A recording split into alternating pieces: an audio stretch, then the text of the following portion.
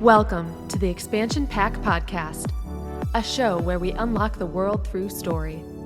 There's no cheat codes or restarts in life, but we can learn from one another to expand the world around us. So gear up, press start, and dive in. All right. Hello, everybody, and thank you for joining us. I am your host, TK Johnson. I go by a few names, TK, Caitlin, KP, whatever you want to call me. But as an author and lover of stories, I seem to know very little about the world. I haven't experienced a lot of it. And I found myself very oftentimes scared of what the world had to offer. And so I thought one of the best ways to expand my life was through listening to other people's stories. And today I am here with Karina Hale, who is an ambassador of hope. Other titles that she carries are wife, mother, sister, friend, and so much more.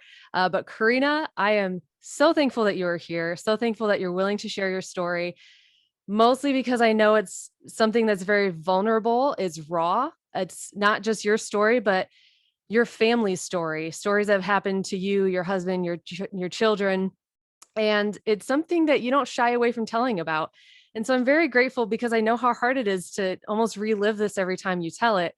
But I know that you have such a great faith story and such a great testimony that you're able to share this and help guide others through what you've been through. Thank you. Thanks for having me. So to give a really brief summary, I'm going to just quickly list the kind of events that you've been through in your life. And then if you would just dive into a little bit more, tell us a little bit more about these experiences and how your family went through them. First of all, and we didn't talk about this one, I just want to mention, I remember growing up knowing you had Crohn's disease. And I didn't even talk to you about this in advance to say, can we discuss that? But I remember that being something that you grew up with, that it was something that was discussed again once you got married and were having kids. I know that you've had multiple miscarriages, a son diagnosed with leukemia, twins that were both bone marrow matches for Seth when he needed a bone marrow transplant for his leukemia. You had two of your boys had a nearly fatal car accident a couple of years later. And then there was another cancer scare in one of your daughters as well. So that's the very brief, quick version of some of the events of your adult life. Tell us a little bit more about that. Tell us really just what happened and what God has done in your life since then. It would be my joy to share that stuff. So I guess from beginning to end, you started with Crohn's disease. And growing up, I had a lot of health issues and they're kind of unexplained, maybe stressors in my life. I don't know. I dealt with that until I was about 19 years old. I was in Bible college and I had met the love of my life, Kurt. And at that point, I was in and out of the hospital. I was on a lot of medications. And, with his help, I tried something natural. And it's about a 1 year thing where I would take these natural aloe pills that would give me high doses of aloe all at once, and I think I took 11 a day or something. Really strict diet. And after 1 year, I was symptom free. And wow. 17 years ago, and I have maybe had two flare-ups of Crohn's since. So I don't even think it's Crohn's anymore. I don't really even say I have Crohn's anymore. So health is great. But that definitely came up again when we started trying to have kids, because we were told when I was going through treatment and, getting help for that I might not be able to have kids. And so our very first pregnancy was only 4 or 5 months into marriage. And I found out that I was pregnant. I didn't know, I had no idea. And when we went in, they said, well, you're probably only 6 weeks along and we can't find a heartbeat. So go home and you're probably going to miscarry and whatever. And so I got home and miscarried about a week later. But when I passed these babies, there were two of them and they were about the size of my palm. And that means I was probably 16 weeks along, which means we probably got pregnant almost right away. And so that was very unexpected, hard, and traumatizing to pass babies at home that size. And maybe it's gotten better now, but we didn't talk about it at all back then. I had no idea. what to do or how to process that. But fast forward just a little bit, we had Jaden. His name is Jaden Ezra, and his name means Jehovah hears and Jehovah helps. And so definitely an answer to prayer. Then we had Seth 1 year later, Mhm. and his name means anointed one. And I love to see how God has fulfilled that in his life. We had another miscarriage after that. And then God gave us twins, which we love. That was a total answer to prayer. And then another miscarriage after that. And then two more babies, Nora and Mhm. Laurel. So Mhm. 6 babies here and 4 in heaven. And I always wanted 10 kids. So the Lord answered. Oh, that's Yeah. beautiful. Yeah. So yeah. So the next thing that you mentioned was that we had a child with cancer. Mm, And I love, Caitlin, that I get to talk with you this week because we're only 1.5 weeks away from celebrating um, 7 years since mm, Seth's bone marrow transplant.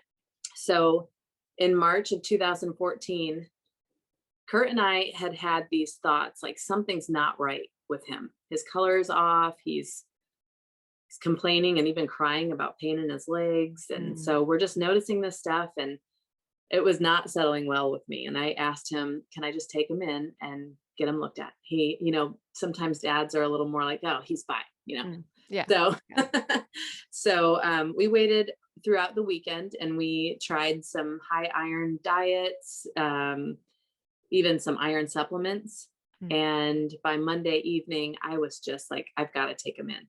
And after a little bit of pushing, Kurt said, you can go. And so I took him to the ER that night. And within 45 minutes, we were in the back of an ambulance heading down to the children's hospital right here in Jacksonville. And we had the diagnosis of leukemia. mm, And after some genetic tests came back, we found out 1 month later that he had a very high risk form that pretty much made his cancer smart. And so mm, it learned how to beat any treatment that we gave him, which meant he had to have a transplant. There was no treatment that would have worked. And so at that point, then it was like, Lord, please give us a match. We have to have a 100% match in our family, or he doesn't really have a chance. And so we prayed and waited after our whole family was tested. I think it was about 2 weeks that we waited, and it was excruciating. But we found out after 2 weeks, the nurse whispered in my ear, by the way, both of your twins are 100% matches. So God used Eric, our then 3-year-old little guy, to donate his bone marrow and mm, save Seth's life.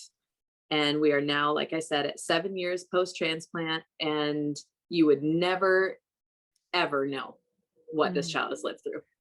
So, I love the phrase I've heard you use a couple of times that Eric already had so much life. It was all yes, right to give and share a little, that he yes, was the most vibrant kid yeah, ever, had so much life to give. yeah, yep. He had life to spare. Mhm. Yes, for sure. Um, and it's still shocking to me to share, Mm, but 4 years later, Seth, the one that was diagnosed with cancer, and our oldest, Jaden, we were heading to the beach one day, and they hopped in with my dad, and I was ahead of them by a mile or two. mm, And on their way, they were hit broadside by a semi truck. And so Seth had glass just blast in his face. And so from forehead down to his neck, he was just covered. And Jaden, when the semi truck hit them, it started to inch up on the car and swallow it a little bit. And mm, that caused the top of the car to crunch in onto his head. mm, And we believe that that is what caused his brain injury. And he had about a softball sized brain fracture, skull fracture. And then we didn't realize this until all the way through his brain surgery that he also had a torn muscle as well as a severed artery in his stomach. mm. So he bled out, like completely bled out that day, and was resuscitated 3 times. Um, he has a very lumpy forehead now. However, aside from that, you can, I mean, he's almost 100% who he Mm, was before. He suffers from a little bit of short-term memory loss and some situational appropriate behavior issues, but besides that, uh, it's just incredible to me. yeah. So now we're next week celebrating 3 years since the accident. Again, all the timing. I love how it's lining up with us talking about this. Me too. Yeah. Yeah. So Mm. yeah, so I think that was all. I think I covered it. Yeah. I mean, I just remember a little bit of news. Well, and let me backtrack a little bit.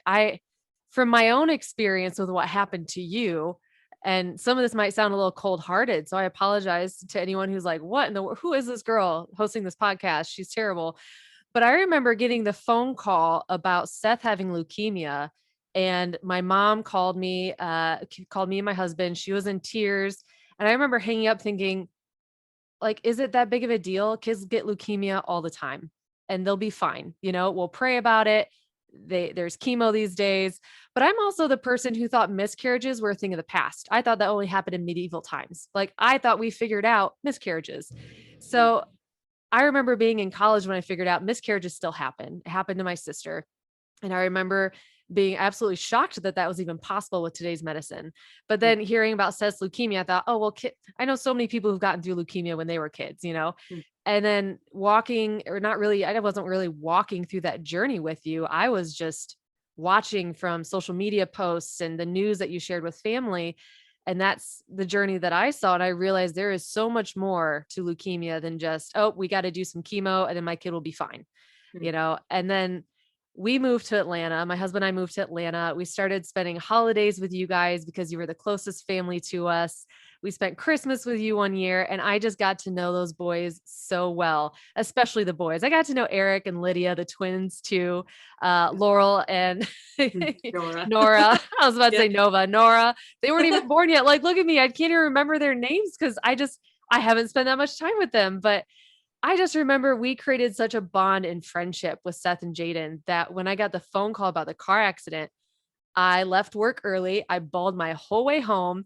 And I was like, oh my gosh, I'm getting emotional now. I'm like, how does Karina do this? How in the world has she made it through everything she's been through? And to be like, I just got to know them. Like we just started this relationship and here I am losing it. How in the world and why? Why, Lord, are you having one more terrible thing happen to this family? Haven't they been through enough? And I'm sure you've heard that often.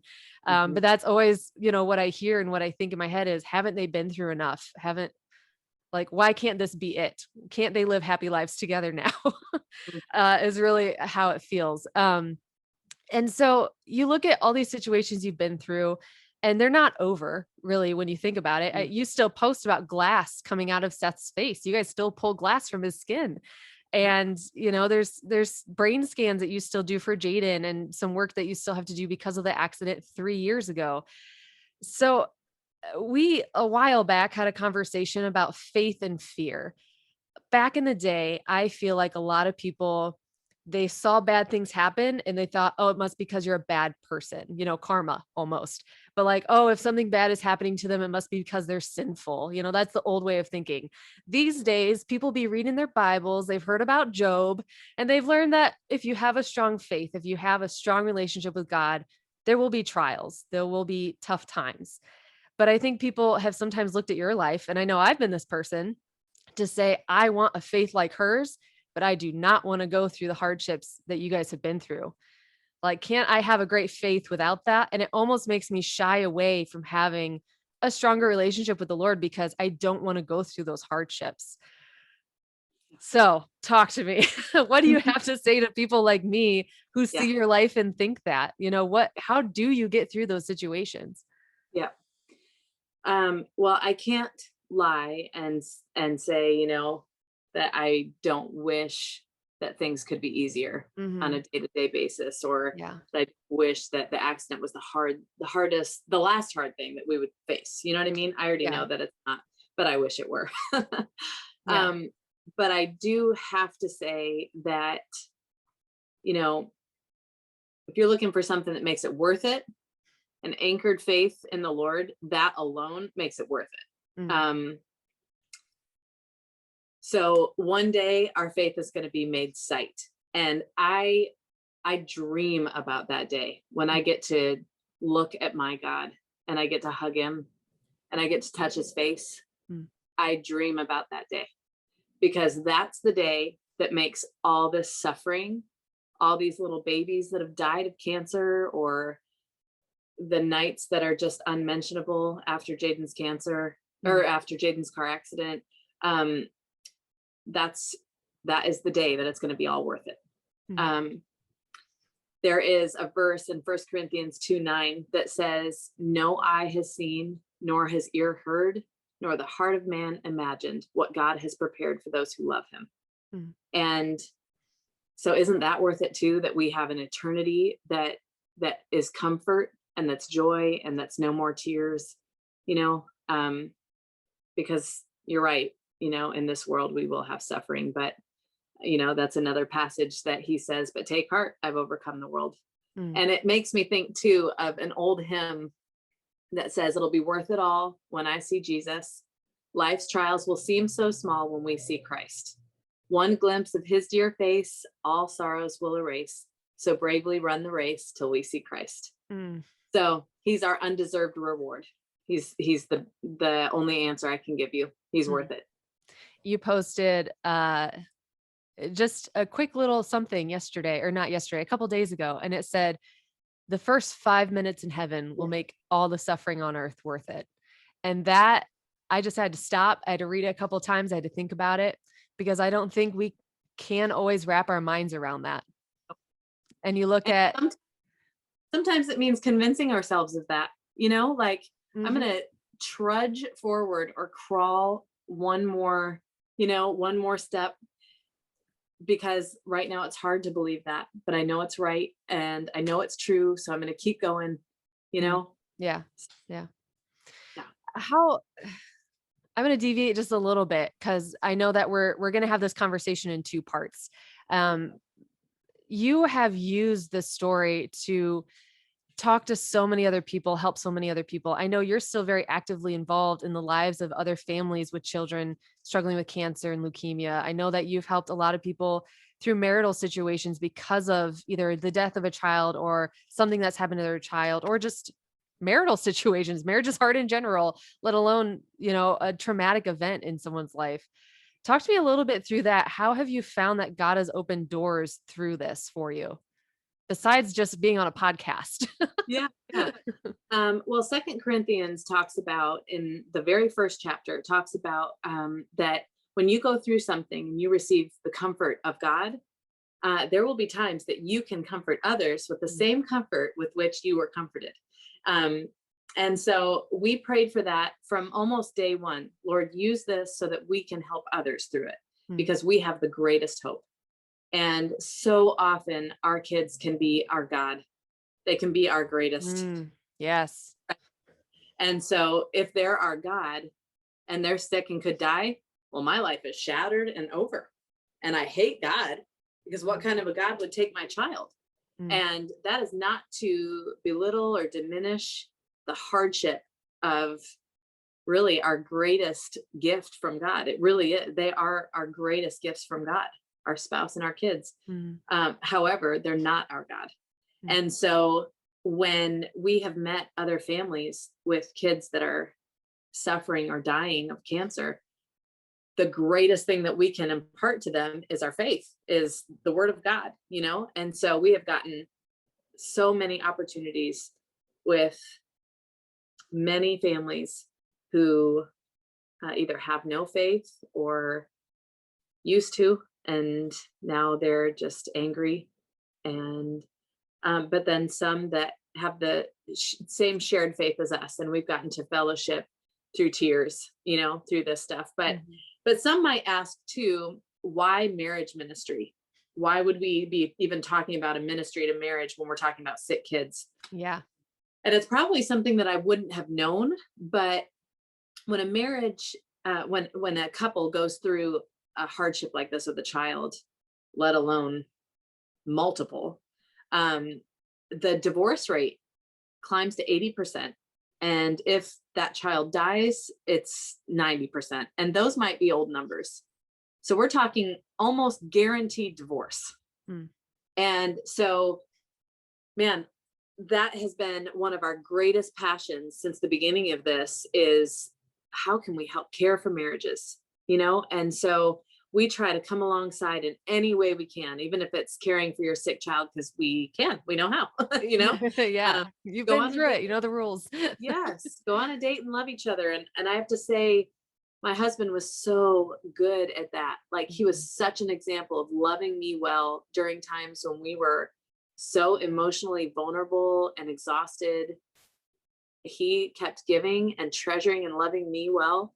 And it helps to help gift that to others. Mm. Your marriage Yeah. is worth fighting for during Mhm. this. So, yeah. I feel like that's something. I don't have kids, but I know I always want to preach to the rooftops. It can't be all about your kids. You have to focus on your marriage because one day the kids will be gone, Yeah, whether through a tragedy, unfortunately, it does happen, or it could just be they are off to college and you're empty nesters. Your marriage isn't about having babies. I know a number of women who have babies because their marriage is struggling and they're like, if we just have a baby, he'll see that baby and he'll love it and he'll love me again. And, it'll be all be okay. And, that's a normal living situation that people are feeling that way. And so I love that you speak to that. Like your marriage is important. Yes, it's about what's happening to your child. Like this traumatic event is happening, but we have to witness to a marriage as well because you need each other to get through it. It's absolutely. yeah, yeah. Yeah. All right. I have one more question before we wrap up this part 1 of our episode. And it's kind of a tough one.